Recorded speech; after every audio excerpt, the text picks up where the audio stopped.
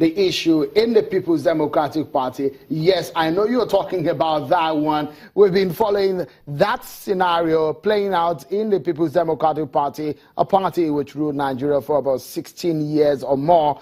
And at the end of the day, after the party lost in the last election, the party was thrown into crisis, a leadership crisis that turned the party into stress. But now it looks so much that everyone is coming together. The interesting scenario is that today, look at them, Senator Ben Obi and a man also, well, the two of them that you can see right there on your screen, Mr. Cairo Ojugbo, is of the Senator Sheriff faction, the two of them giving a joint press conference. And what is coming in right now, right here on Channels Television, is that the two factions have agreed to shift their SWAT. So what this means is that they're planning a national convention together.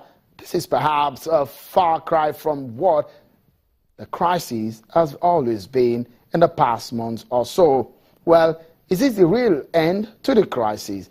Mr. Ogumadu, we've seen this in the PDP, but how does it come to you? It's been a legal tussle.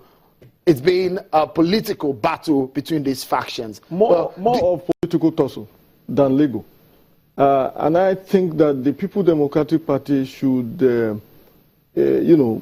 consolidate on the progress they are making. The reason I say that is that we need a virile opposition. It is not sufficient to criticize the ruling party. It is by far more important to get by far more organized. It seems to come across as though the party is unable to organize itself once they are out of power, where the ingredients and components of politics that oil the wheel of their party is no longer there. I'm making the point that, look, the Nigerian society, the Nigerian country needs and desires a very strong opposition. You know, time is not our friend right here. Let's get fast into this issue. What happened today in the National Assembly, in the upper chamber and in the lower chamber? They adjourned at some point. It wasn't a lengthy conversation or plenary, as they call it. But today, because of the death of a Lagos lawmaker, they had to adjourn. But in the lower chamber, there are expectations that the issues of the budget padding will come up. Well, did it? No, it did not. Well, but on the sideline of the plenary in the hallowed chamber, the issue of the budget padding, my guest, the man with the allegation yesterday, Honorable Abdulmimi Jibrin, has been talking tough about how much he will put into the tussle to make sure that the investigation into the budget padding is seen to the very end. Well, on the other side, they're also speaking about this matter at a press conference. Honorable Jibrin today says, this is what will happen. Let's hear exactly what his thoughts are on this matter. Taking you through what transpired at the meeting, the speaker came. And generally, everybody was shocked. I was also shocked when I saw him seated there, but we kept quiet to hear what he has to say. And what he did personally was very shocking to me, because the first thing he did was to beg. He started by begging that we should forgive him for the offenses that he has committed, and other members of the body of principal officers that were accused of the budget pardon. And he said for whatever that the offense that they have committed, we should please forgive them. Then he went ahead to say other things that I believe that is a kind of a bribe to members. He went ahead to talk about the purchase of vehicles and was assuring members that that has been sorted.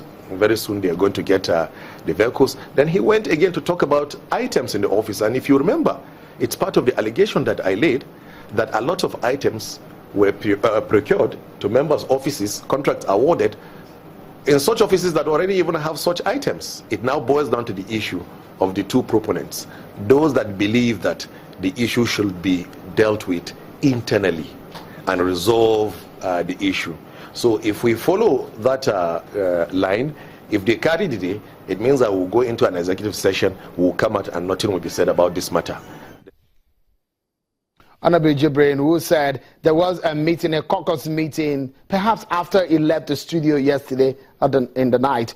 But let's hear from the spokesperson of the House, the other side of the story. Take a listen.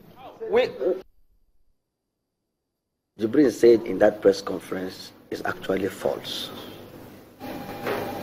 The Speaker, as a matter of convention, has decided to meet with colleagues at the zonal caucuses. It's part of the resumption pre-meetings and leadership to discuss with leaders, including the leaders, so that we can discuss the way forward for our resumption. So it is not meant in any bad light. And I want to also clarify here that it is not also true that the chief whip, that the members of the Northwest Caucus has decided to pass vote of no confidence on the chief whip. That is not true. They are all here.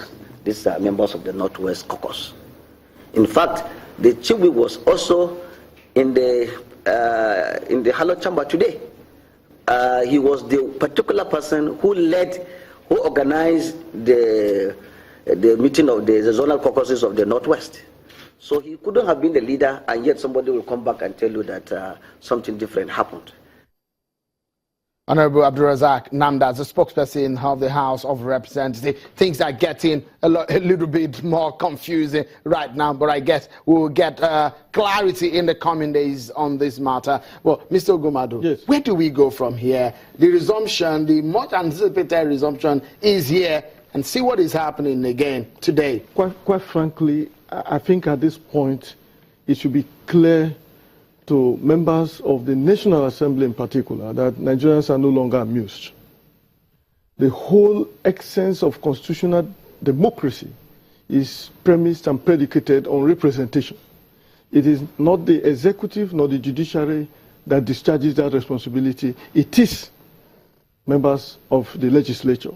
And on this point, perhaps it was even more annoying when you cast your mind back and remember that it was Jibrin who was indeed the protagonist of Dogara's emergence, particularly in relation to his opponent then, Bajabi Amila. Now, if they could fall apart so desperately and now digging in as if there's not going to be any, so it is the Nigerian people who will suffer from the failure of that institution to represent and then deliver democracy the way and manner it ought to. Mr. Ogumadu, legal practitioner, talking to us on these matters, so much more to get out of these issues. But keep tab on Channels Television. We'll keep tabs for you to get the details of all of these issues. Many thanks for being such a great company on the program. Until next time, Mishan Kimbalu. Bye for now.